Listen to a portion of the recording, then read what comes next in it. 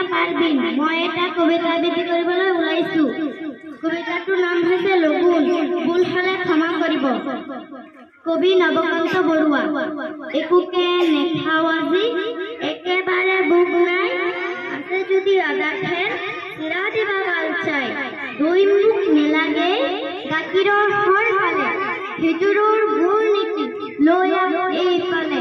নাই যদি মালভোগ জাহাজী কলকীয়ান, আৰু একো নেলাগে এই হ'ব জলপান।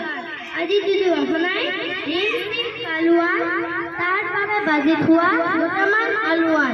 পাপৰ আছে বুলি আঙৰ তাত ফেকচোন, আচাৰো ওলাব পাৰে বিচাৰিলে চুক কোন। ৰৌ মাছ বজা আছে তাৰো দুচকল দে, এই হ'ব লগুণৰ আৰু একো